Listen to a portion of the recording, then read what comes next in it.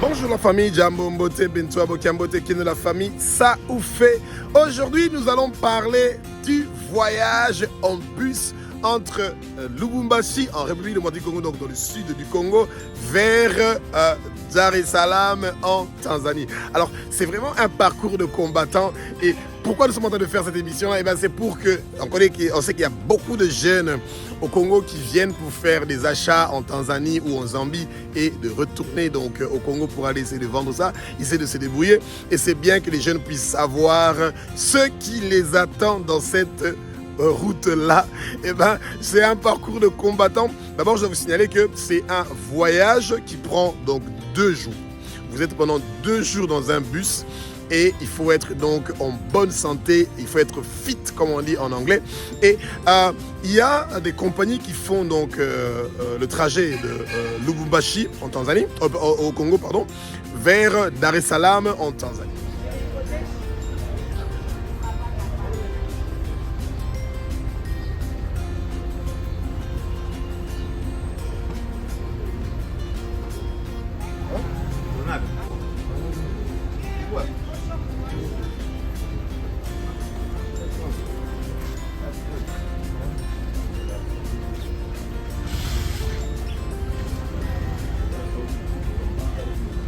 Alors, à une de ces compagnies-là qui s'appelle Classic Coach, c'est une compagnie qui quitte à temps et qui est bien organisée et structurée. Donc, chaque jour, ils ont un bus qui part donc, de Lubumbashi jusqu'à vers Dar es Salaam. Et c'est seulement les mardis et les vendredis qu'il n'y a pas de bus. Donc, il faut bien retenir. Vous avez donc chaque jour de la semaine, il y a un bus qui quitte Lubumbashi à Dar es Salaam, sauf les mardis et les vendredis. Donc ça veut dire que quand vous tombez sur un mardi ou un vendredi que vous êtes à Lubumbashi et que vous voulez partir à Dar es Salaam, c'est pas possible avec Classic Coach. Mais il y a aussi d'autres compagnies qui sont en train donc de faire ce travail-là. Alors, de préférence, vous devez acheter votre ticket un jour en avance. Alors, combien coûte le ticket entre Lubumbashi et Dar es Salaam? C'est $80. Et ça paraît quand même assez beaucoup d'argent, mais bon, quand vous faites 2 jours de trajet, c'est quand même assez difficile d'aller en dessous de ce prix-là pour que ces gens puissent réussir à faire des bénéfices. Alors, la différence qu'il y a, c'est quoi avec, par exemple, avec d'autres compagnies qui font des trajets de bus dans beaucoup d'endroits au monde, c'est qu'ils n'ont pas un compartiment VIP dans le bus. Donc, ça veut dire que le bus de Classic Coach qui quitte Lubumbashi pour aller jusqu'à Dar es Salaam, c'est tout le monde qui est dans les mêmes conditions. Donc, ce n'est pas un bus qui est semi-VIP et semi le reste. Eh bien, pas du tout. Tout le monde est dans la même donc, situation. Alors, le bus quitte exactement à 7 heures. Donc, ça veut dire qu'à 6 heures du matin, c'est mieux pour vous d'être déjà là, de préférence à 5h45, vous êtes déjà au bureau de Classic Coach. Alors, il y a beaucoup de bureaux de Classic Coach. Pourquoi? Parce que Classic Coach fait pas seulement Lubumbashi, Dar es Salaam, mais ils partent aussi dans beaucoup de directions. Ils partent en Afrique du Sud, ils partent au Burundi, ils partent en Ouganda, au Rwanda, ils partent dans beaucoup de pays. Alors, le bureau de Classic Coach pour les gens qui veulent quitter Lubumbashi vers Dar es Salaam, leur bureau se trouve en plein milieu donc, du centre-ville et c'est mieux que vous demandez au taxi ou peu importe la personne qui va vous accompagner de vous parler du bureau de Classic Coach où il y a les bus qui partent vers Lubumbashi. Alors, si vous ne précisez pas, et vous pouvez partir au bureau de Classic Coach où ils sont en train donc de préparer les bus qui partent vers l'Afrique du Sud ou par d'autres destinations. Alors, donc, votre ticket, vous l'achetez un jour en avance. Quand vous voulez acheter les tickets le même jour, vous allez vous retrouver dans des situations difficiles. Pourquoi? Parce que souvent les billets sont déjà sold out. Eh bien, c'est une destination qui est très prisée. Donc, si vous êtes sûr que vous voulez voyager avec Classic Coach, vous devez absolument acheter votre billet 1 ou 2 jours en avance pour vous assurer que vous avez une place et ne pas venir la même journée et que vous n'ayez pas de surprise. Alors, le chemin commence très bien. Et à un moment, vous arrivez à Kasumbalesa. Non, avant d'arriver donc à Kasumbalesa, donc vous avez tout un chemin qui est parfait. Et tout d'un coup, vous avez des trous qui commencent.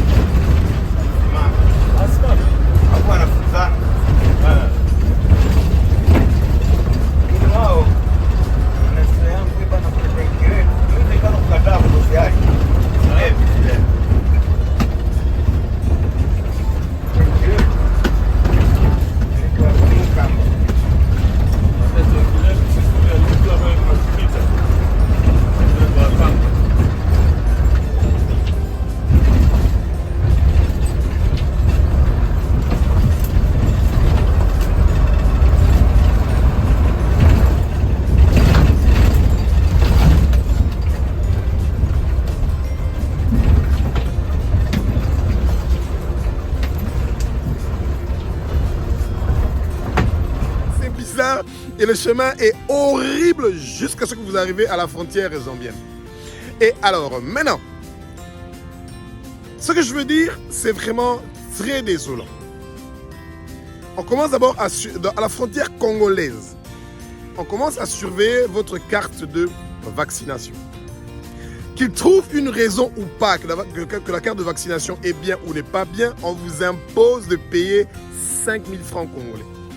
Vous n'avez aucun choix. Et il regarde votre carte de vaccination et il trouve une raison et on vous colle un 10 000 francs congolais, 15 000 francs congolais, 10 $ que vous devez payer pour votre carte de vaccination. Bizarre, jamais vu ça. Vous avez terminé. Vous partez au bureau de DGM, de l'immigration. On met un cachet, vous êtes congolais, vous sortez du Congo. On vous exige de payer 5 000 francs congolais, oui. On vous exige de payer 5 000 francs congolais. Ça vous fait déjà au total presque 20 000 francs congolais que vous avez déjà payé. Ensuite, on vous fait passer dans un bureau où on veut vous fouiller. On veut savoir combien d'argent vous êtes en train de faire sortir du Congo. Et nous tous, nous savons que si vous vous promenez avec un montant qui est au-dessus de 5 000 $, vous devez faire la déclaration. Et donc, c'est un bureau où vous devez faire la déclaration de votre argent. Et bien, quand vous dites que vous n'avez pas d'argent à déclarer ou que vous avez de l'argent à déclarer, vous devez quand même payer 5 000 francs. Donc, sur chaque bureau où vous êtes passé, 3 bureaux au total, vous payez au total à peu près 25 000 francs congolais par personne.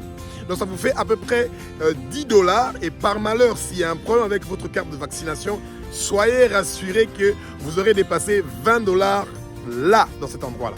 Ensuite, votre bus qui n'attend pas les passagers, et le bus continue directement à la frontière zambienne. Et vous êtes obligé de prendre une moto pour quitter la frontière congolaise et vous rendre à la frontière zambienne. C'est 2 km. Pour ceux qui sont forts, vous pouvez faire une marche entre la frontière congolaise jusqu'à la frontière zambienne. Ou sinon, vous devez payer 50 kwacha. Alors, 50 kwacha, ça fait 5 000 francs congolais. 50 kwacha, ça fait à peu près 5 000 francs congolais. Et en dollars, ça devrait être dans les presque 2 $, hein, presque 2 $ à peu près. Donc, c'est juste pour vous donner une idée. Donc, vous devez être préparé qu'il y a une forte probabilité que vous allez prendre donc une moto entre la frontière du Congo et la frontière zambienne. Ensuite, maintenant, quand vous arrivez en Zambie, ça c'est une comédie spéciale qui va commencer. Alors, parce que la plus grande partie du voyage est fait en Zambie. Vous avez presque toute une journée que vous prenez en Zambie. Alors, quand vous allez quitter le Congo pour passer en Zambie et arriver ensuite en Tanzanie, normalement, vous avez besoin d'un visa de transit. Alors, il y a un visa de transit multiple entrées et un visa de transit pour one way. Alors, le visa de transit de one way, ça coûte normalement, officiellement, écoutez bien ce que je veux dire, hein, coûte officiellement 25 $. Et c'est ça que vous allez recevoir un reçu que vous avez payé 25 $. Mais les agents de l'immigration vous demandent 35 $. Bizarre, hein? Et on vous donne un reçu de 25 $ et 10 $ a disparu. Bien aimé, le niveau de la corruption qu'on a en Afrique est devenu tellement ridicule. C'est incroyable. Alors, les gens qui veulent un visa de multiples entrées, vous voyez? Normalement, c'est ça qui coûte 35 $. Un visa de multiples entrées, ça veut dire que vous sortez, vous passez par la Zambie, et au retour, vous retournez encore par la Zambie. Et ils vous font payer 45 $. Encore une fois, ils mettent 10 $ au-dessus. Et bien, ça veut dire qu'à la frontière zambienne, il y a une corruption incroyable. Et quand vous pensez que c'est terminé, c'est pas encore terminé, bien aimé. Ensuite, vous quittez la frontière donc, de la Zambie, tout le monde entre. Soyez préparés, vous devez avoir quelques kwacha parce que quand vous vous arrêtez quelque part en cours de route, vous voulez boire ou manger quelque chose, ou soit vous avez acheté ce que vous voulez boire ou manger déjà au Congo et que vous êtes donc rassuré que vous n'allez pas avoir besoin d'acheter des choses en cours de route, mais vous avez besoin d'avoir quelques kwacha pour quelques petites histoires que vous voulez acheter en cours de route. Alors toute la journée, vous êtes donc dans le bus et jusqu'à ce que vous allez arriver à la frontière de la Tanzanie. Et bien aimé, si vous avez des secousses, des problèmes de dos ou un souci avec votre estomac, ne prenez pas ce bus-là parce que entre la frontière du Congo et une bonne partie de la Zambie, la route est horrible. Alors, ce que je ne comprends pas, c'est quoi? C'est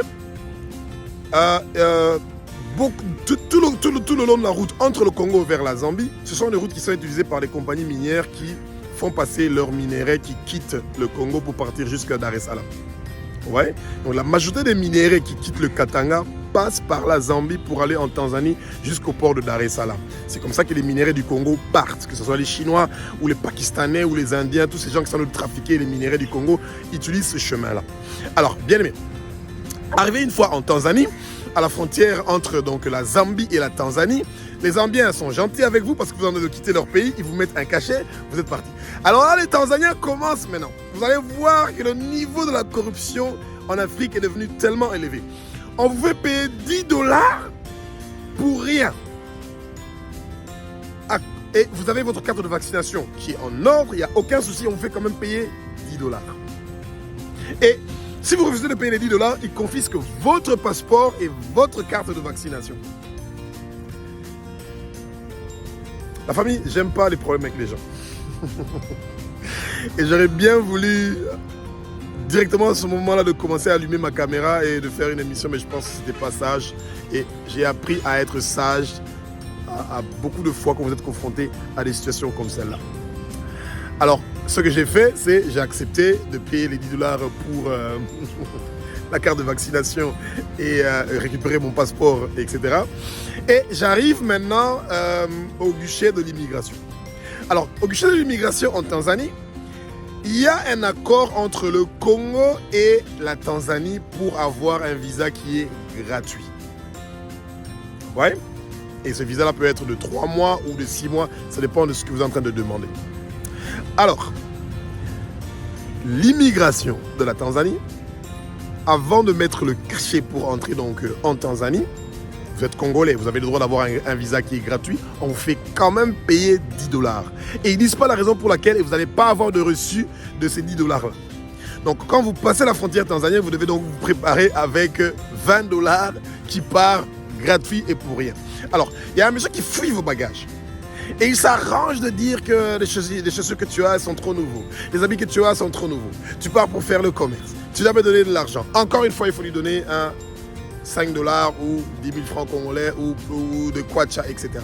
Donc, le niveau de la corruption est arrivé à son apogée et c'est vraiment dommage. Alors, donc à partir de la frontière tanzanienne que vous avez traversée, et ben là, la paix revient dans le bus et tout le monde commence à rigoler. Le stress est terminé. Pourquoi? Parce qu'il ne reste plus que toute une journée de voyage entre la frontière de la Zambie et de la Tanzanie jusqu'à arriver donc à Dar es Salaam.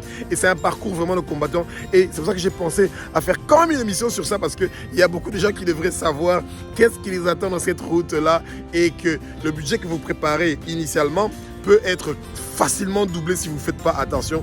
Et donc, mais ce que nous devons retenir est que nous, le peuple africain, nous devons beaucoup prier pour nos autorités.